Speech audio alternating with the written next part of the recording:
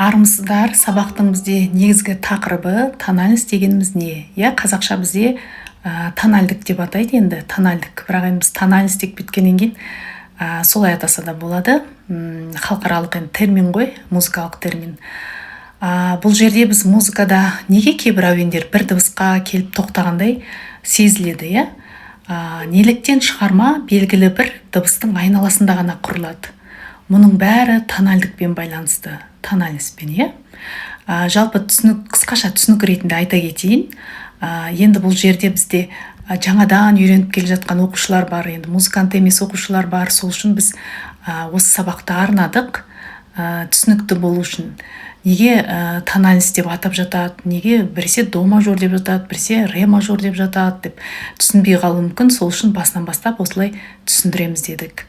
Жалпы тональдік шығармадағы дыбыстардың белгілі бір тұрақты дыбысқа, яғни бір ғана дыбысқа, тоникаға бағынуы.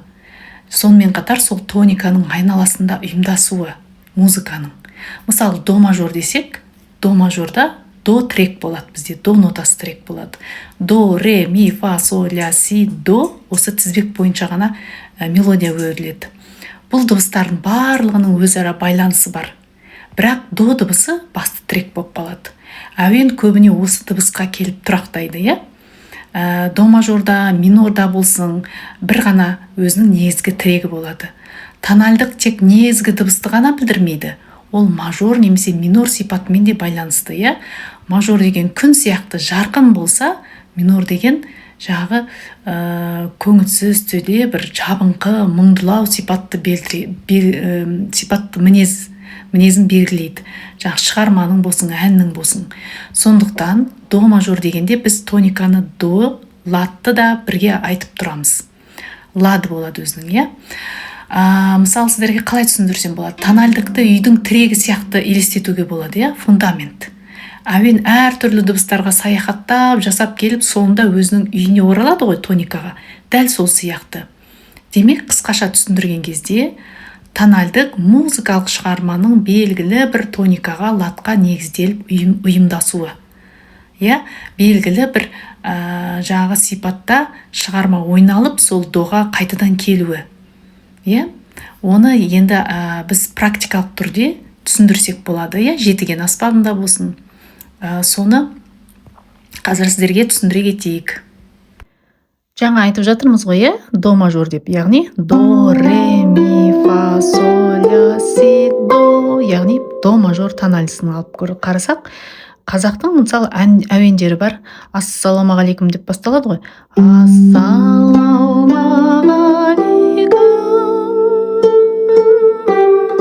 мере меня соль, соль, до, до, ре, ми, соль, ля, соль, мере, до, ре, ми, ре, до. Көрдіңіздер ма? Доға тоқтады. Ең соңғы остановкасы доға тоқтады. Демек, до мажор деген сөз. Ля, ол ляға уақытша кетті. Сольға да уақытша кетті. Сосын соль, до, ре, ми, соль, ля, соль, ми, ре, до, ре, ми, ре, до. Қайтып келді үйге. Яғни доға келді. Көрдіңіздер ме? Доға тоқтадым мен. Демек, бұл до мажор болады.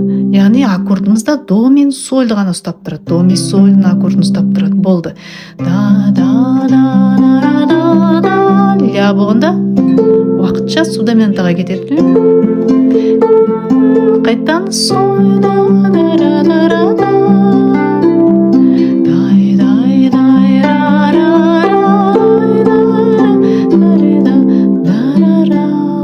доға келдік. Енді түсініңіздер ғой, Енді тура осыны біз басқа тональностьта ойнай қалып. Фа мажорда ойнасақ болады. Фа мажорда қандай белгі бар? Си бемоль белгі бар, Си бемольға келтірдік міне. Демек, тональностьін өзгертеміз қазір. Мелодия ештеңке өзгермейді. Мелодия өзгермейді, тек биіктігі өзгереді сәл. Анау сәл жуандау естілсе, фа мажор болғаннан кейін жіңішкерек естіледі мысалы.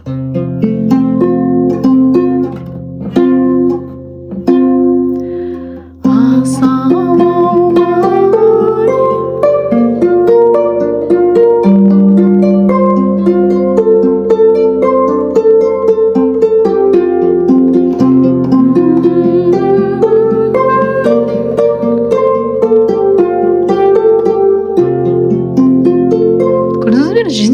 кетті, уже басқаша болып кетті. А бағана ассалаумағалейкум дедік, а мына жақта ассалаумағалейкум. Бұл әншілердің жаңа даусына байланысты өзгертеді тональностьті. Көрдіңіздер ме? Аспапшыларға емес, көбіне аспаптардың өзінің ерекшелігіне байланысты. Қобыз өте жіңішке ойнамайды, мүмкін қоңқылдатып, жаңағы қоңыр дыбыста ойнау үшін тональностьті өзіне ыңғайластыруы мүмкін. Әншілер де өзінің даусына қарай биіктікті өзіне қарата ыңғайластырады. Сол үшін тональность деп атайды. Енді жаңадан үйреніп жатқандар түсінбеуі мүмкін да, тональность деген қиын сияқты көрінуі мүмкін. Бара-бара ақырын үйреніп кетесіздер. Бізде музыкалық сауаттылық деген курс бар. Егер сіздерге қажет болып жатса, сол курсты да өтсеңіздер болады.